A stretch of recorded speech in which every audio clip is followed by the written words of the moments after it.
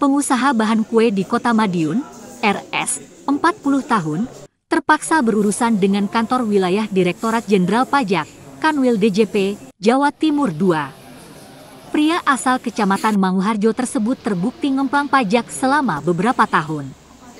Sembari mengenakan rompi tahanan dan menutup wajah dari awak media, RS mendapat pengawalan dari Kejari Kota Madiun untuk dibawa ke mobil tahanan. Barang bukti dan tersangka sudah dilakukan penyerahan tahap 2 ke Kejari Kota Madiun, Kamis, 13 Juni 2024. Tersangka diduga kuat telah melakukan tindak pidana bidang perpajakan, dengan sengaja tidak melaporkan usahanya untuk dikukuhkan sebagai pengusaha kena pajak.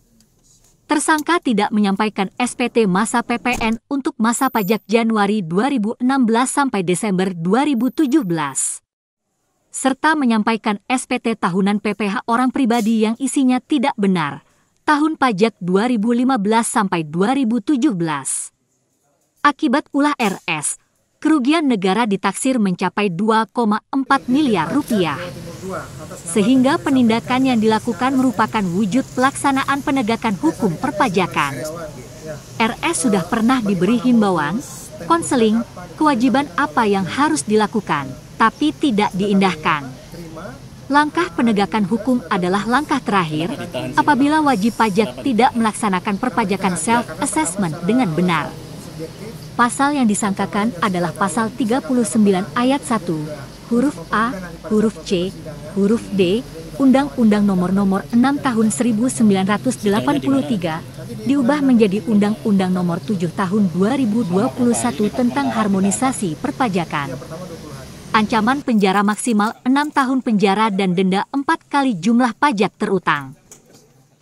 Pada siang hari ini kami dari Kanwil DJP Jawa Timur II mewakili ke Kanwil kami Ibu Vita Agustin Avantin yang pada siang hari ini kami mengadakan kegiatan penyerahan tahap 2. Jadi barang bukti dan tersangkanya terkait tindak pidana perpajakan, di mana nanti yang akan menyerahkan adalah dari pihak penyidik mewakili kami Kanwil DJP Jawa Timur II kepada Kejaksaan Negeri Kota Madiun ya Pak, yang dalam hal ini nanti akan diterima oleh Kasih itu Pak.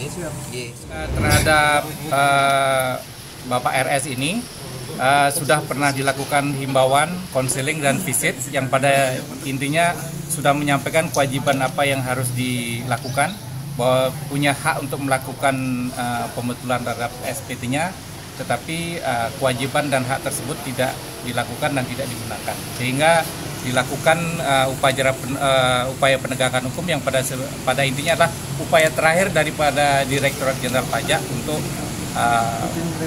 ultimum remedium untuk mendorong wajib pajak melakukan kewajiban perpajakan secara self-assessment. Pak, ini sudah ngemplang pajak berapa tahun ini Pak?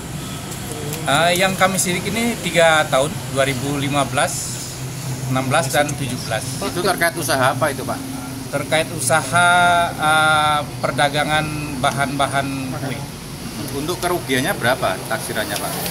Kerugiannya kira-kira 2.468. Hasil hitungan ahli kami seperti itu. Pak, 2.468.000.000. Pak, modus seperti ini kan banyak dilakukan ya. Apa yang dilakukan dari Dirjen Pajak Pak? Apa yang dilakukan oleh Dirjen Pajak, seperti saya sampaikan, melakukan himbauan, visit dan konseling mengenai kewajiban perpajakan. Namun apabila wajib pajak tetap tidak mengindahkan kewajibannya, itu dilakukan istilahnya kami ditingkatkan penegakan hukumnya. Kalau memang ada indikasi tindak pidana, dilakukan pemeriksaan bukti permulaan dan penyidikan. Pak, ini yang disidik hanya 2015 sampai 17. Ketika ya, ini proses disidik, apakah usaha di pajak di tahun-tahun berikutnya juga ikut disidik? Apakah dia masih berusaha atau bagaimana?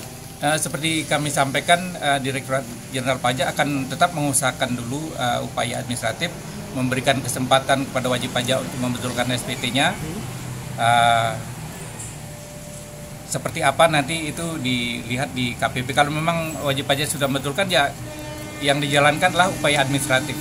tindak pidana ini adalah upaya terakhir apabila wajib pajak tidak melakukan kewajiban perpajakan secara self assessment, sudah dihimbau, sudah divisit, sudah dikonseling, tetap tidak melakukan kewajiban. Tersangkanya warga mana, Pak? Eh, Tinggal di mana? warga Pak ya, Madiun. kalau